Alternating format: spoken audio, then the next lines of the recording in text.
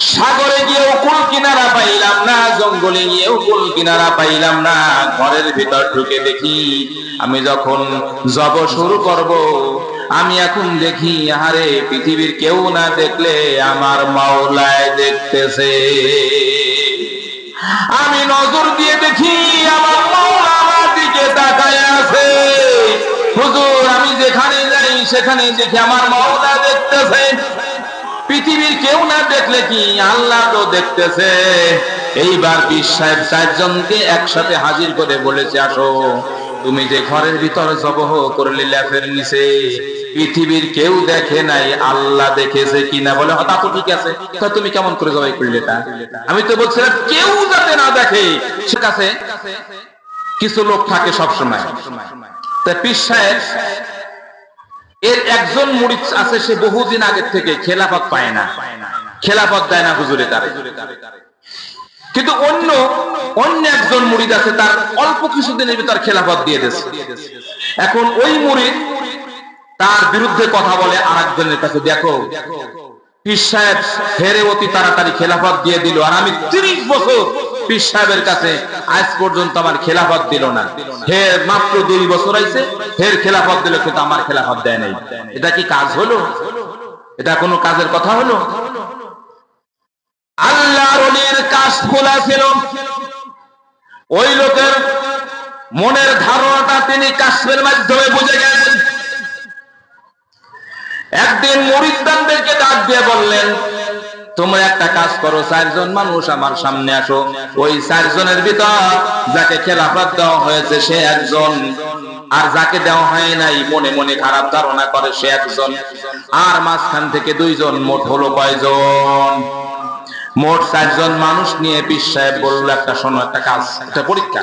কিন্তু পরীক্ষাটা কেমন করে নেবেন এটা সংক্ষেপে পীর সাহেব বলল, একটা কাজ করো, তুমি কবুতর নাও, তুমি একটা মুরগি নাও, তুমি একটা চড়ুই পাখি নাও, কথা বোঝায়, তুমি একটা হাঁস নাও। যাই হোক, 4 জনের হাতে 4টি জিনিস দিয়ে দিল।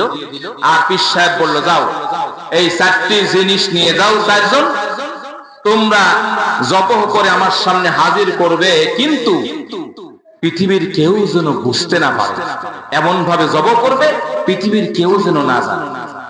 আমার কাছে নিয়ে আসবে জবহ করে। মুসলমান ভাইরা আমার গভীর মনোযোগ, মা বোনেরা গভীর মনোযোগ। 4 জন যার যার মতন চলে গেল। একজন বাড়ি গিয়ে স্ত্রীকে বলল, আমি গোপনে গোপনে একটা কাজ করব। আমার পীর সাহেব বলেছে, কাজে তোমরা সব ঘুমিয়ে যাও, আমি গোপনে একটা কাজ করব যাতে কেউ না জানে পৃথিবীর। ঘরের পাশে গিয়ে এমন কৌশলে ল্যাট্রিনের ভিতর ঢুকে দরজা আটকে দিয়ে সে তার মরকটা জবহ করে ফেলেছে। পৃথিবীর কেউ দেখে নাই মনে করে সে পীর সাহেবের কাছে হাজির হয়ে গেছে। আর একজন বলেছে, হুজুর, আমি এমন ভাবে জবহ করেছি, আমি লেফের নিচে গিয়েছি, পৃথিবীর কেউ দেখে নাই, সেখানে জবহ করে আনছি। বলে তুমি? বলে আমি পাহাড়ে গিয়েছি, আমি পাহাড়ে গিয়ে জবহ করে এনেছি, পৃথিবীর কেউ দেখে নাই, এমন কৌশলে আমি নিয়ে আসছি। 3 জন যার যার মতন জবহ করে নিয়ে হাজির হয়েছে। যাকে সবে মাত্র 2 বছরে খেলাফত দেওয়া হয়েছে, সে জিন্দাই নিয়ে পীর সাহেবের কাছে হাজির হয়ে গেছে। সে জবহ আর করে নাই। পীর সাহেব বলছে, ব্যাপার কি? এমন নাদান কি পৃথিবীতে কেউ থাকতে পারে? যার যার মতন সবাই জবহ করে নিয়ে আসলো, আর তুমি আমার কাছে জিন্দাই হাজির করলে? ব্যাপার কি? ব্যাপার কি? যার যার মতন সবাই আড়ালে আড়ালে গোপনে গোপনে জবহ করে নিয়ে আসলো, আর তুমি আমার কাছে জিন্দা নিয়ে আসলে, বল তুমি কেমন করে জবহ করছো?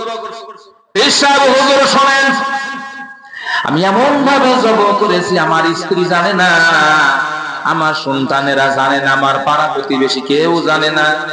আমি ল্যাট্রিনের ভিতরে গিয়ে আস্তে করে চড়ুইটা জবাই করে এনেছি, পৃথিবীর কেউ দেখে না।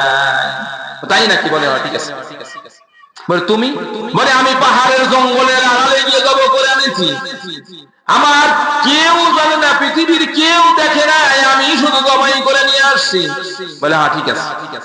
তুমি? বলে আমি তো লেফের নিচ থেকে আস্তে করে জবহ করে নিয়ে আসছি, কেউ দেখে নাই। আমার বাড়িতে আমার সন্তান আদি ছিল না, আমার স্ত্রীরা যার যার শ্বশুর বাড়ি চলে গেছে, কেউ দেখে নাই। আমি আস্তে করে ঘরের দরজা বন্ধ করে লেপের নিচ থেকে, কম্বলের নিচ থেকে জবাই করে নিয়ে আসছি। আসলে তো তোমাদের কথা ঠিকই দেখা যায়, আর তুমি জবাই করে আনলে না কেন বলো তো দেখুন? সবাই যার যার মতন, কেউ দেখলো না, তুমি আমার সামনে নিয়ে আসতে জিন্দাই।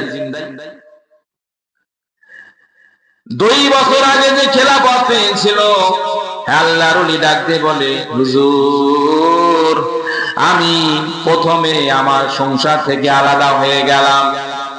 আমি চলে গেলাম এমন একটি নির্জন এলাকায় যেখানে কেউ দেখে না।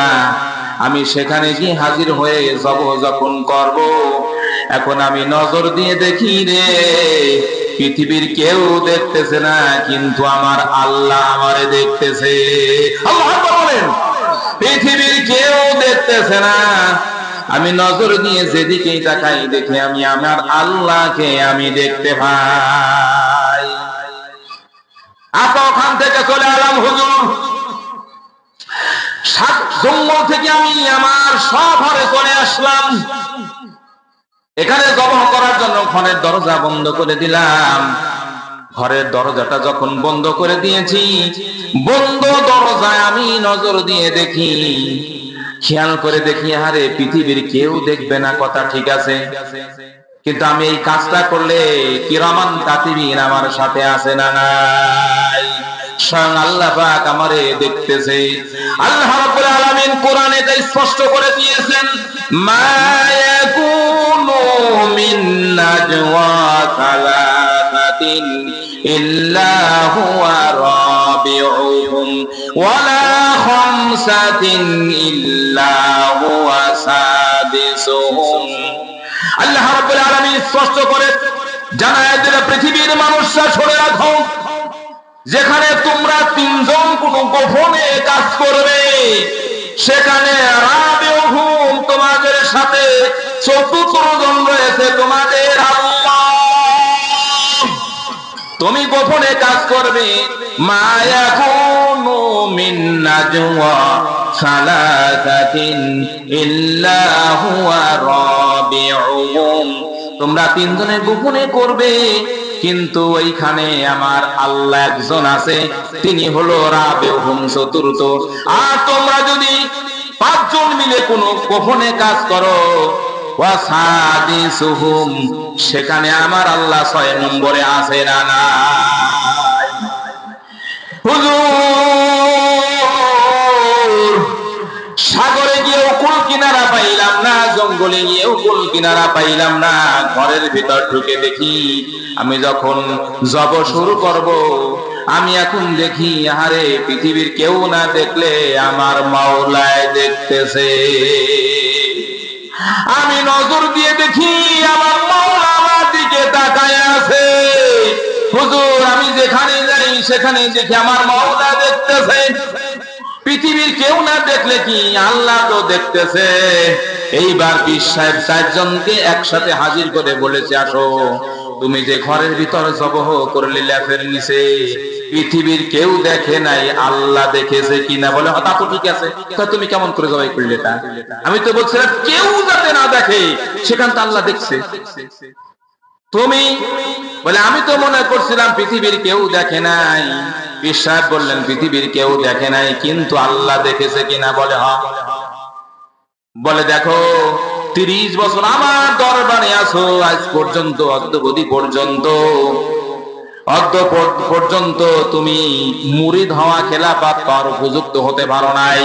অথচ 2 বছর আগে আমার দরবারে এসে দেখো খেলাফত পাওয়ার উপযুক্ত হয়ে গেছে। কাজেই হিংসা করে লাভ হবে না, ওই কামেল পর্যন্ত তুমি যাইতে পারো নাই, আর 2 বছর ভিতর চলে গেছে, এই জন্য খেলাফত পেয়েছে।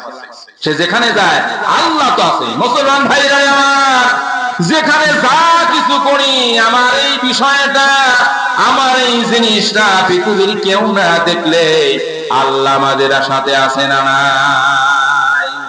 আল্লাহ অবশ্যই সাথে আছে।